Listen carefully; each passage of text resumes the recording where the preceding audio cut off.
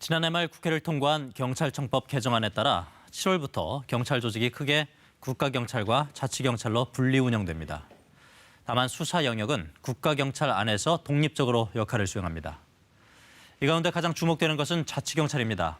생활안전, 교통, 학교폭력 같은 우리 생활과 밀접한 업무를 맡기 때문입니다. 경찰청장의 지시를 받는 국가경찰과 달리 자치경찰은 시도별 자치경찰위원회 관리를 받게 되는데요. 지난달 강원, 대전에 이어 오늘 제주와 부산에서도 자치경찰위원회가 출범했습니다. 그런데 위원회 조직 구성부터 논란이 일고 있습니다. 주요 자리를 경찰 출신 또는 단체장과 인연 있는 사람들이 독식하고 있고 복지 예산 분담을 놓고도 지자체와 경찰이 갈등을 빚고 있는데요. 문제점을 손원혁, 송국회 기자가 차례로 보도합니다.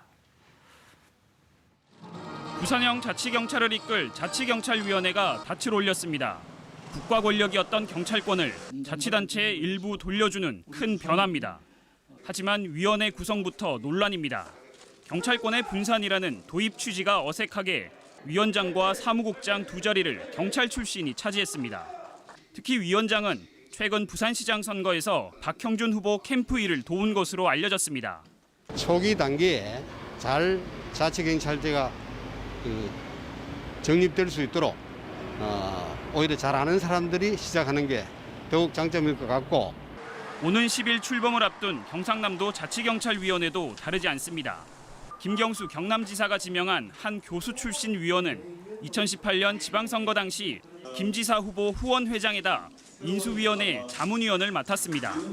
자치경찰제 추진 과정에서 단체장으로부터의 독립성이 쟁점이었던 만큼 후원회장 출신이 위원이라는 건 논란일 수밖에 없는 대목입니다. 경찰 출신의 한 위원도 추천될 당시인 지난 3월까지도 민원 해결 역할을 하던 대형 건설사 임원이었습니다. 경상남도 자치경찰위원회 7명 가운데 3명이 경찰 출신, 나머지도 학계와 법조계 인사로 편중돼 있습니다. 관련 법상 특정 성별이 60%를 넘지 않도록 권고하고 있지만 경남과 부산, 강원, 대전에는 여성 위원이 아예 없습니다. 인권 전문가 임명 권고도 지켜지지 않고 있습니다. 아동학대나 가정폭력이나 이런 부분이 들어가 있다고 한다 그러면은 여성이 이 위원회에 다양한 목소리를 낼 수 있는 여성이 저는 반드시 들어가야 된다고 생각을 하고.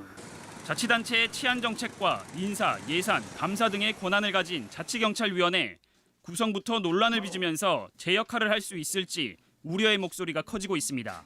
KBS 뉴스 손원혁입니다. 유례없는 경찰관의 1인 시위 모습입니다. 자치경찰제 시행을 앞두고 경찰과 광역자치단체가 힘겨루기 하면서 빚어진 일입니다. 1인 시위는 지난달까지 한 달 가까이 이어졌습니다. 발단은 자치경찰 후생복지 예산입니다. 경찰은 충북 자치경찰 2,500명의 후생복지비를 모두 자치단체가 부담해야 한다는 주장, 모두 40여억 원입니다. 반면 충청북도는 자치경찰위원회 사무국 소속 25명 분만 책임지겠다는 입장입니다. 자치경찰 사무를 보긴 하지만 신부는 국가경찰이라는 이유를 내세웁니다. 지방자치단체에서 재정 부담을 하라는 이런 잘못된 표준 조례안에 대해서 저희는 끝까지 지켜가야 한다고 생각을 하고요. 반면 경찰은 각 시도지사가 자치경찰 사무 담당 공무원에게 재정적 지원을 할 수 있다는 경찰법을 근거로 댑니다. 충청북도 의회는 일단 경찰 입장을 반영한 조례안을 의결했지만 충청북도는 다시 심사해달라며 제의를 요구했습니다.